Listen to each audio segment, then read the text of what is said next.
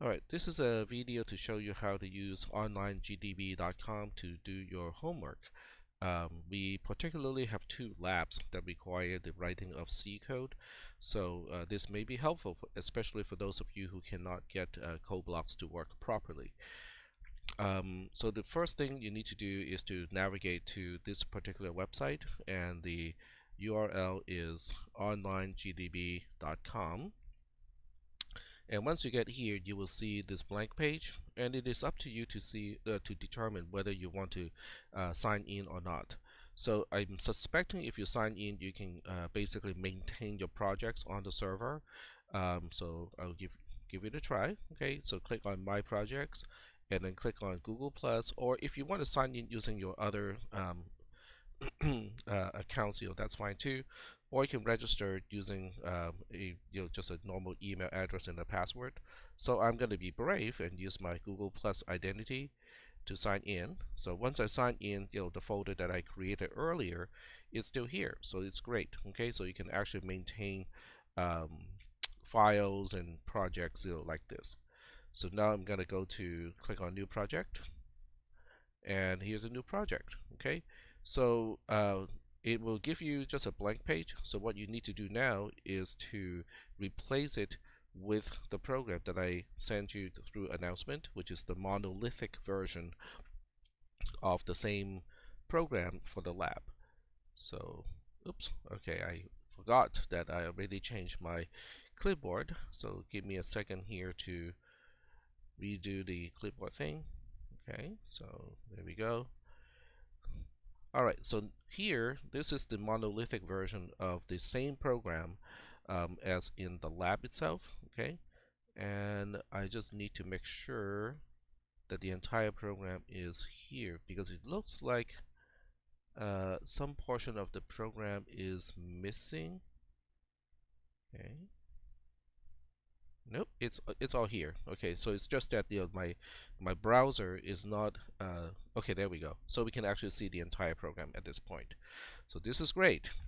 So most people would say, okay, now I got the program in. How do I run the program? How do I debug the program? Because the setup for this resource is a little bit different. So if you just click Run, which is also F9. The first thing you need to do is to choose the language, and this is plain C. So do not choose C++.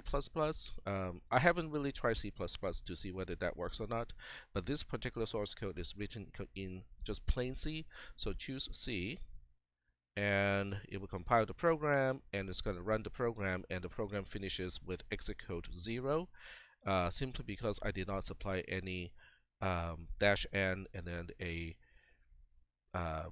scientific notation, so it doesn't work, right? It doesn't work the way it's supposed to. So you press the enter key, it gets out again.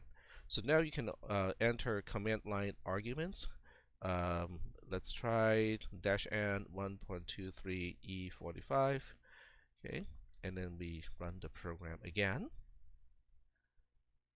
And obviously it's not gonna work because once again the program has no output. Okay, so it's not going to give you any type of feedback accordingly. So now what do we do with this program? Because it doesn't seem to work like this. As it turns out, it does. Okay, there's a way, a much better way to interact with a program, when you're debugging a program, and also you can use it to collect the output at the very end.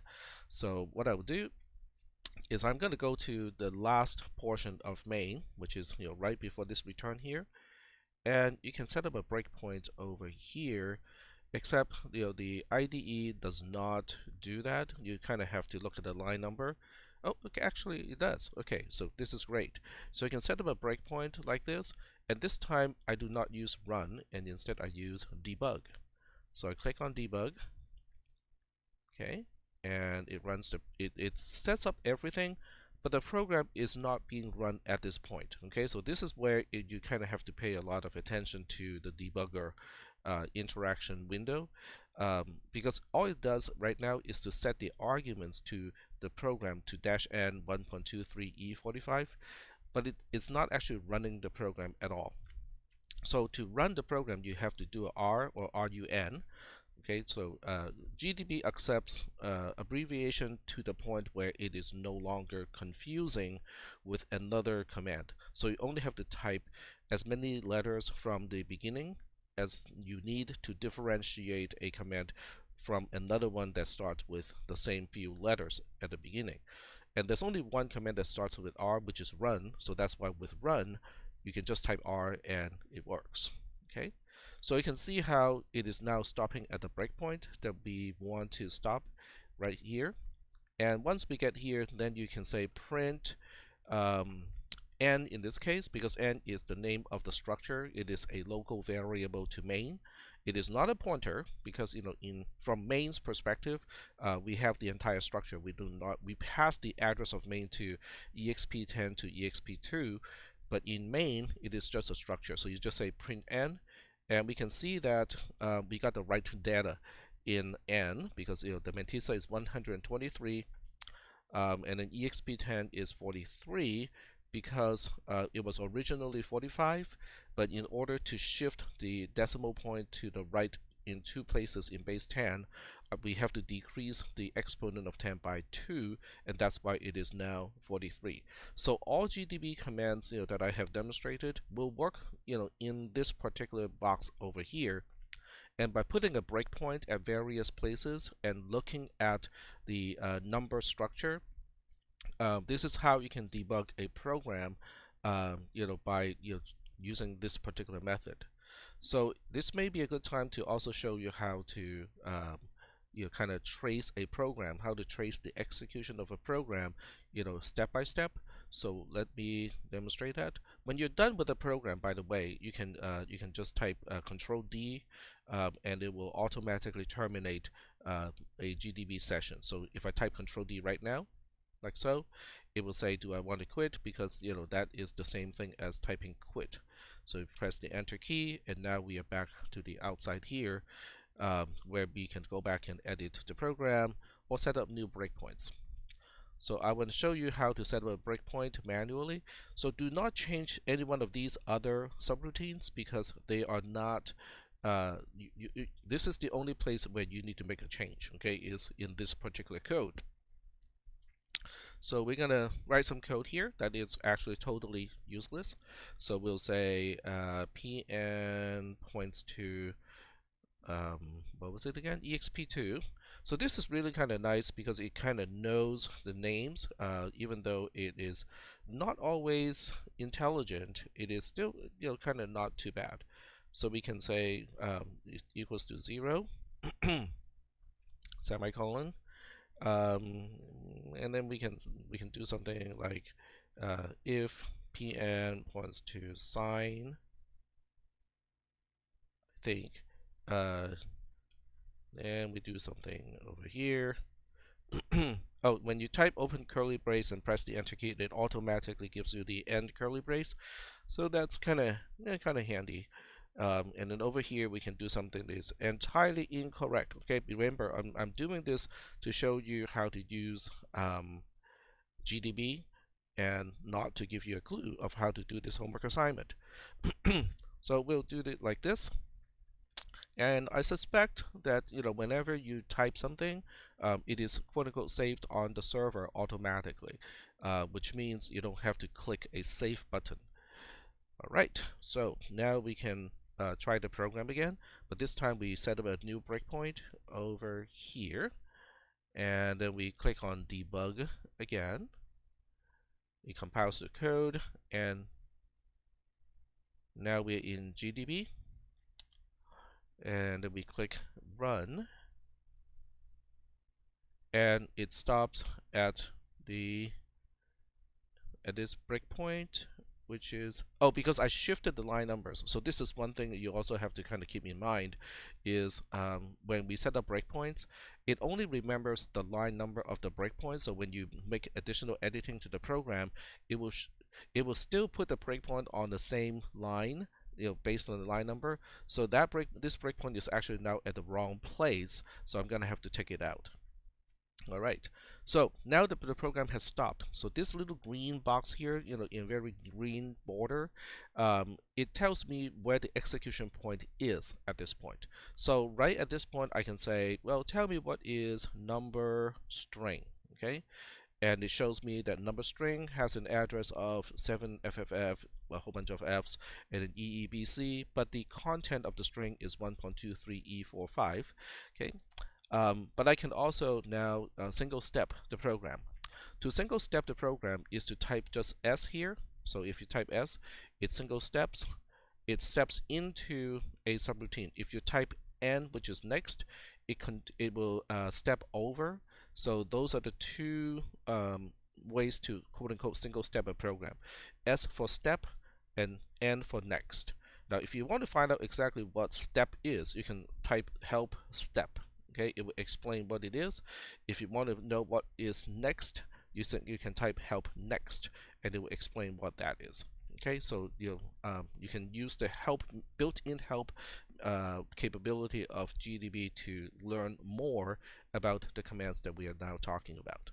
Now, parse is something that you don't have to debug because it is applied to you. But this also illustrates, what this interface can do. It automatically shows you all the local variables within this context. It shows you the call stack, main called parse. So it's really quite handy. It shows you all the breakpoints and watch points that we have in this particular program. Where it is, like the line number in which file. So this is rather handy, in terms of debugging. So at this point, I do not really want to single step through parse, okay? Because if I single step through parse, you can see that this is all, it's going to take a while before we get back to main, and then main is going to call the subroutine that we actually want to debug. So to continue execution until the next breakpoint is C, which is continue. So once again, you can help continue, and it will show you how to use continue as a command in GDB. So the abbreviation of continue is just C because that's the only command starting with C in GDB. So you type C and then press the enter key, and now we're at the breakpoint that we actually want to stop at. Okay, so when we get to this point, once again, we can use single step. We can also, print star PN, something like that, and we can see the sign is currently a 0. In GDB, you can actually manipulate variables on the fly. In other words, if you say, well, I think the parse subroutine is wrong, and the sign should be a non-zero, okay, which is not correct, okay, but that's okay. But let's just say that you want to force the program to do something.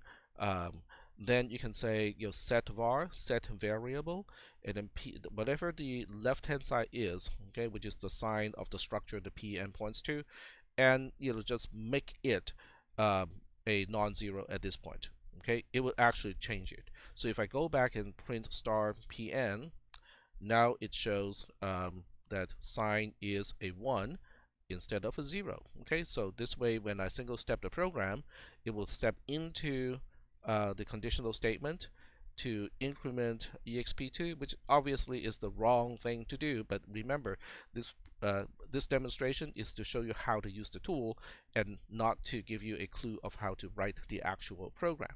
So so now we single step, okay, and you can also observe the call stack. We are now in exp10 to exp2, and it is called from main. When I single step here, I go back to main, and you can see how the call stack now only has main in it. We are not writing anything that is recursive just yet, okay? But when we get to recursive subroutines in C, this is very helpful to visualize, to understand, how a program executes when it is a recursive subroutine. So and now we can just single step again, and it will get to the end of main, and then when we get to the very end, this is basically saying we are done with this program. So you can just continue, and it says the program exited normally. So that's basically the end of a GDB session. And I personally would not continue to edit the program while still in a GDB session, because that will kind of GDB doesn't know that the source code has changed, so it will still debug based on the line number from the earlier version of the source code. So it's not a really good idea to do that. So I would just kind of quit from GDB first before going back to edit the program over here. And I think this program is automatically saved. Main.c is actually automatically saved within the folder. Um, if you want to download this program again, you can actually go ahead and click on the download, and we can save. Yes, go ahead and leave page, and I will open it with mousepad right away. And this is what I got. Okay, this is the result of downloading it. So you can see that it's it maintains the code. Okay, it uses tab, which is, I personally do not like to use tabs, but the code is here, so that's kind of good. So you can use this method to get the file back to turn it in, as a part of your lab. So get rid of that.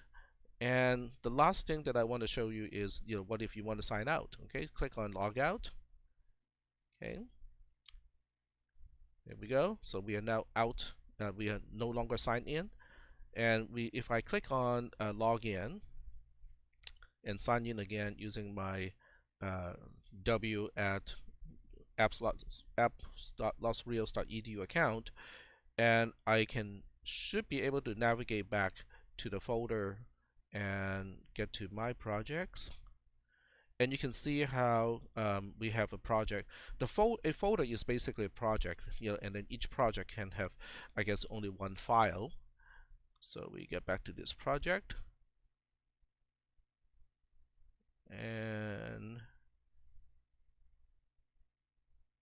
oh, okay, there we go. So rename, delete.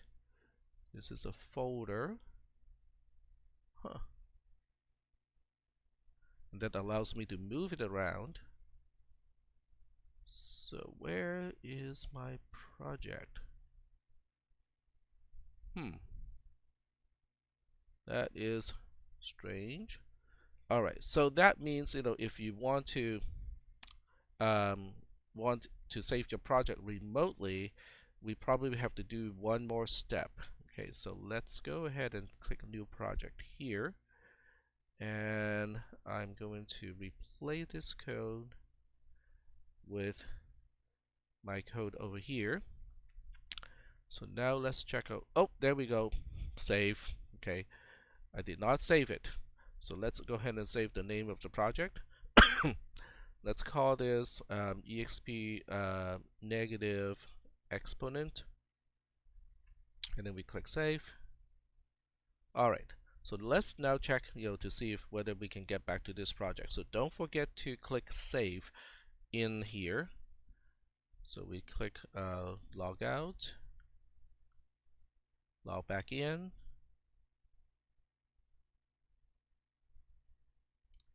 and then go back to my projects. And yes, so this time we got a folder. A folder, I guess, is only good for storing files, but a project is independent to folders. So I now click on negative exponent as my project, and everything is back. So this is a usable resource. Okay, I think it's a very usable resource. And even if you edit your code in a very kind of not so pretty way, you can beautify your code, so that's great. I think this is it. Okay, if you have any questions about how to use onlinegdb.com, which I think is a great resource, once we have a monolithic version of the program,